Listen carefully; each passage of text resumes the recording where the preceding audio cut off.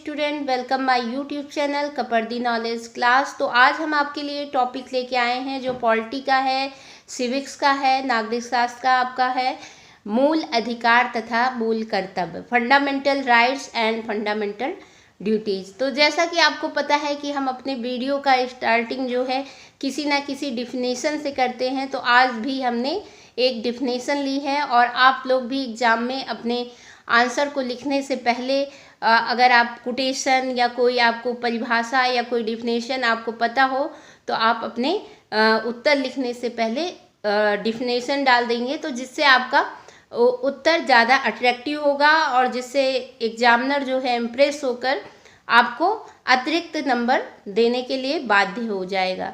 तो यहाँ पे हम देखेंगे कि सबसे पहले हमने जो डिफिनेशन ली है उसके बारे में बात करते हैं। मैं हमेशा कहती हूँ कि आप जब भी हमारा वीडियो वॉच करें पेंसिल और पेन और कागज़ लेकर बैठे, जो भी आपको इम्पॉर्टेंट पॉइंट लगते हैं वो आप साथ ही साथ नोट करते जाएं और बाद में हमारे वीडियो के बाद में आप उसको एक बार पढ़िए, रिवाइज करिए और फिर देखिए कि आपने कितना सीखा, कितना जाना।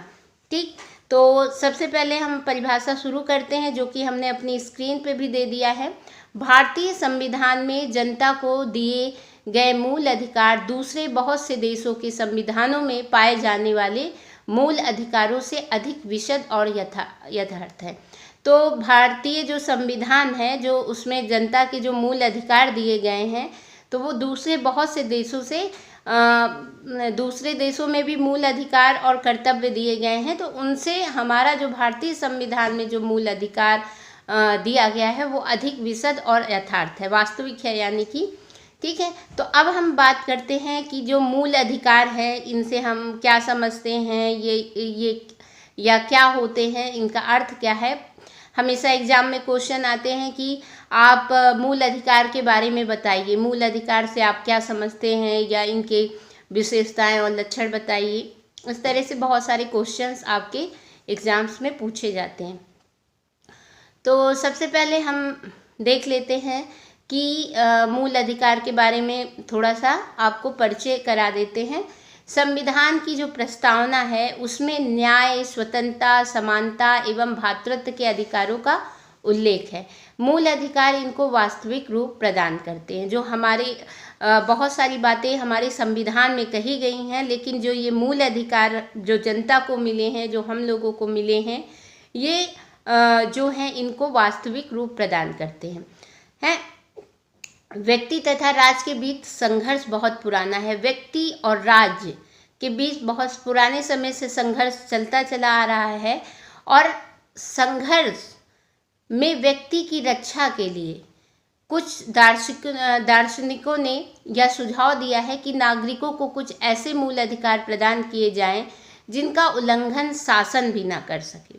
तो जो हमारे भारतीय संविधान में मूल अधिकार हैं, मूल अधिकार वो अधिकार होते हैं जो व्यक्ति को प्राप्त होते हैं और जो सरकार भी या शासन भी हमसे छीन नहीं सकता है। जिसको शासन भी छीन नहीं सकता वो हमारे मूल अधिकार होते हैं। ठीक है, तो इस विचार में सीमित सरकार स्थापित करने की भावना निहित है। इस अधिकार को क्यों व्यवस्था किया गया भारतीय संविधान में कि कोई भी सरकार या कोई भी राज्य व्यक्ति के ऊपर अपना अधिकार न जमा पाए, अपना आधिपत्य न जमा पाए, इसलिए व्यक्तियों को मूल अधिकार देने की व्यवस्था हमारे संविधान में की गई। और जो है सीमित सरकार ना स्थापित हो कि एक ही सरकार चलती चली आ रही है, जनता के पास कोई अधिकार नहीं है, कुछ भी नहीं है, तो एक ही जैसी सरकार चली आएगी और वो हमारे ऊपर शासन करती रहेगी। इसीलिए संविधान में मूल अधिकार की व्यवस्था की गई। नाम लिया सीमित सरकार, तो सीमित सरकार उस सरकार को कहते हैं जिसमें सत्ता पर राज्य के किसी भी अंग का एकाधिकार ना हो। ऐसी सरकार का संचालन कानून द्वारा होता है, कानून इसका संचालन करती है। सरकार के ऐसे ही स्वरूप को अमेरिका के संविधान में स्थान दिया गया है। अब जो सरकार का ऐसे ही स्वरूप को अमेरिका के संविधान में स्थान दिया गया है। वास्तविकता यह है कि अमेरिका को कार्यपालिका तथा विधायिका दोनों की निरंकुशता का अनुभव था, इसलिए वे कार्यपालिका तथा विधायिका के विरुद्ध व्यक्तित्व अधिकारों की रक्षा को आवश्यक मानते हैं। इसी भावना के आधार पर अमेरिका के संविधान में मूल अधिकारों को स्थान दिया गया। हमारे देश की परिस्थितियां अमेरिका से मिलती जुलती थी। हमें ब्रिटिश कार्यपालिका तथा विधायिका के अत्याचारों का अनुभव था, इसलिए इनको संविधान में स्थान दिया गया। अतः हमारे नवीन संविधान में स्वतंत्रता तथा अल्पसंख्यकों के अधिकारों की रक्षा, शासन की स्वेच्छाचारिता पर नियंत्रण लगाने और नागरिकों के कल्याण के उद्देश्य से मूल अधिकारों को स्थान दिया। ये तो था इंट्रोडक्शन। अब हम देखते हैं मूल अधिकार का अर्थ क्या है, मूल अधिकार होते क्या है। तो जैसा कि मैं डिफिनेशन बताती हूँ हर किसी के लिए, तो सबसे पहले हमारी डिफिनेशन ये रहेगी कि मूल अधिकार, इसको आप ब्लैक पेन से आप हाईलाइट कर सकते हैं या ब्लू पेन से आप हाईलाइट कर सकते हैं। मूल अधिकार वे अधिकार होते हैं जिन्हें देश के सर्वोच्च कानून में निहित किया गया हो और जिनकी पवित्रता तथा अलंघनीयता को विधायिका तथा कार्यपालिका स्वीकार करती हो। अर्थात मूल अधिकारों का अतिक्रमण कार्यपालिका तथा विधायिका भी नहीं कर सकती है, और यदि अतिक्रमण करती भी है तो उनके कार्यों को न्यायपालिका असंवैधानिक घोषित कर सकती। असंवैधानिक मतलब कानूनी नहीं घोषित कर सकती है। अब यह प्रश्न पैदा होता है कि इनको मूल अधिकार क्यों कहा जाता है, जो हमारे अधिकार हैं उनको मूल अधिकार क्यों कहा जाता है। तो इसका पहला कारण यह है कि विधायिका साधारण अधिकारों की भांति मूल अधिकारों को नहीं बदल सकती। हर चीज़ में फेरबदल हो सकती है, लेकिन हमारे जो मूल अधिकार हैं उसमें कोई भी बदलाव नहीं हो सकता है। मूल अधिकारों में परिवर्तन करने के लिए संविधान में संशोधन करना आवश्यक होता है। इनको कार्यान्वित करने के लिए ग्राम पंचायत से लेकर केंद्रीय सरकार तक सभी विभाग बाध्य हैं। दूसरे, इनको मूल अधिकार इसलिए भी कहा जाता है कि इन्हें देश की मूल विधि या संविधान में स्थान दिया गया है। तो पहला आपने देखा कि मूल अधिकार क्यों कहा जाता है। विधायिका साधारण अधिकारों की भांति मूल अधिकारों को नहीं बदल सकती है। और दूसरा आपने देखा कि इनको मूल अधिकार इसलिए भी कहा जाता है क्योंकि ये देश की मूल विधि मीन्स कानून या संविधान में स्थान दिया गया है, इसलिए। तीसरा, इनको मूल अधिकार इसलिए भी कहा जाता है कि इनके द्वारा भारत की मूल एकता की अभिव्यक्ति होती है। भारत के सभी नागरिकों को, चाहे वे देश के किसी भी भाग के निवासी हों, चाहे वो किसी भी धर्म संप्रदाय के मानने वाले हों, सभी को एक से अधिकार प्रदान किए गए हैं। मूल अधिकारों में मूल शब्द का यह अभिप्राय नहीं है कि अधिकारों को बदला नहीं जा सकता। अब यहाँ पे देखिए, एक तरफ कह रहे हैं कि नहीं बदल सकते और दूसरी तरफ ये भी कह रहे हैं कि इसका ये मतलब नहीं है कि इसको बदला नहीं जा सकता है। उच्चतम न्यायालय के मुख्य न्यायाधीश पतंजलि शास्त्री ने यह निर्णय दिया था कि संसद को मूल अधिकारों वाले भाग में संशोधन करने का अधिकार है, लेकिन 1964 में मुख्य न्यायाधीश के सुब्बाराव ने गोलकनाथ बनाम पंजाब नामक मुकदमे में यह निर्णय दिया कि संसद को संविधान में उल्लेखित मूल अधिकारों में संशोधन करने का कोई अधिकार नहीं है, लेकिन संविधान के 24वें और 25वें संशोधन द्वारा संसद को मूल अधिकारों में संशोधन करने का अधिकार प्राप्त हो गया। अब हम देखेंगे कि मूल अधिकारों के लक्षण क्या हैं, विशेषताएं क्या हैं, क्या क्या होता है। ठीक है, तो हम सबसे पहले इसकी विशेषता है कि मूल अधिकार नागरिकों को समान रूप से प्राप्त हैं। अब मूल अधिकार देश के सभी नागरिकों को समान रूप से प्राप्त हैं, इसमें किसी प्रकार का कोई भेदभाव नहीं किया गया है। संविधान में हमारे भारतीय संविधान बहुत ही अच्छा संविधान माना गया है। इसमें हर चीज़ के लिए अलग अलग व्यवस्था की गई है।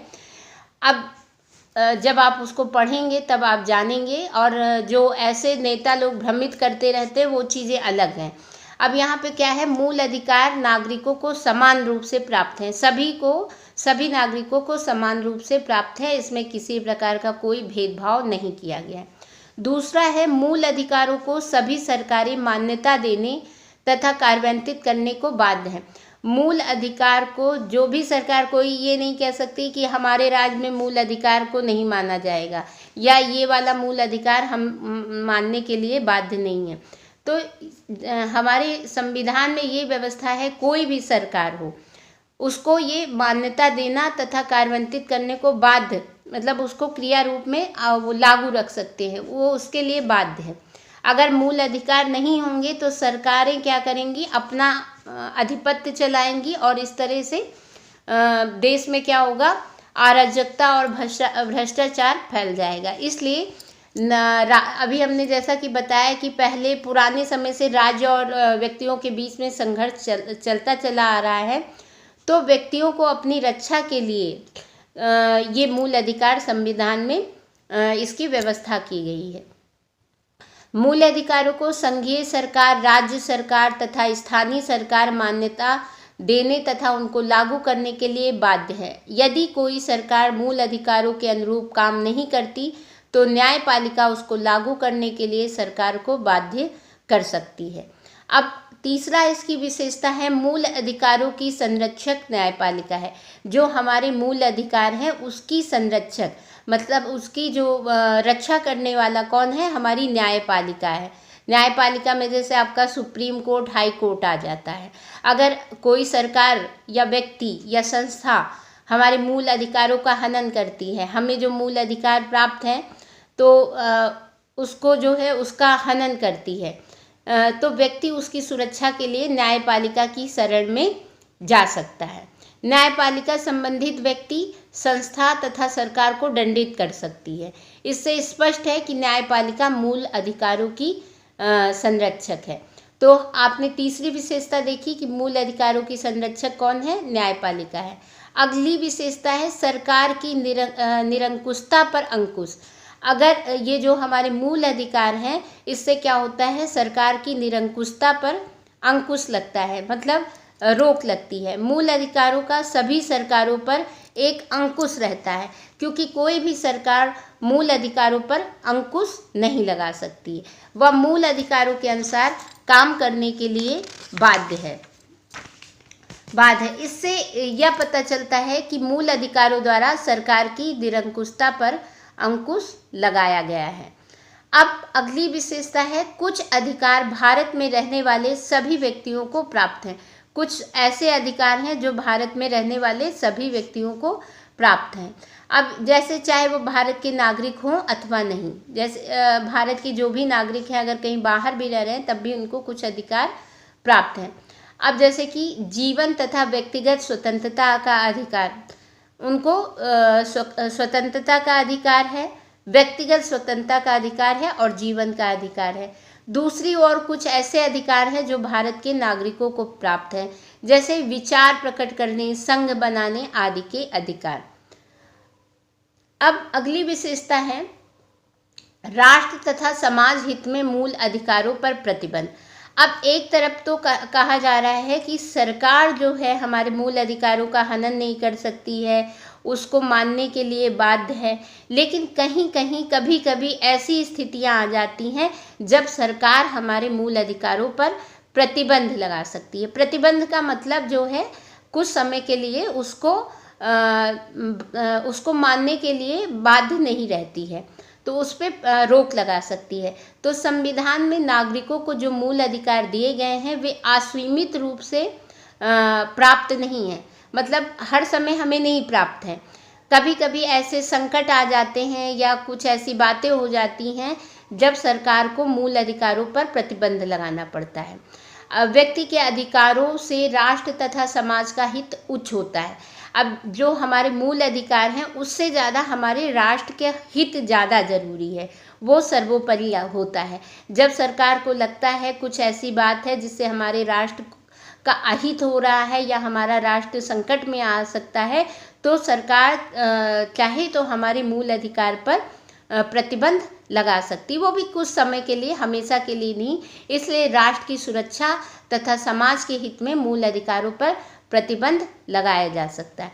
अब जैसे मान लीजिए हम लोगों को विचार अभिव्यक्ति का अधिकार प्राप्त है, हम कहीं भी अपने विचार व्यक्त कर सकते हैं, लेकिन तब तक जब तक हमारे जो विचार हैं, जो विचार अभिव्यक्ति है, किसी की भावना को ठेस ना पहुंचाए, दंगा ना भड़काए, इस तरह के अगर हमारे विचार रहेंगे दंगा भड़काने वाले या आपस में फूट डालने वाले, तब सरकार हमारे मूल अधिकार पर प्रतिबंध लगा सकती है। या राष्ट्र में ऐसी स्थिति है, अराजकता की स्थिति है, तब सरकार उस क्षेत्र में हमारे मूल अधिकारों पर प्रतिबंध लगा सकती है।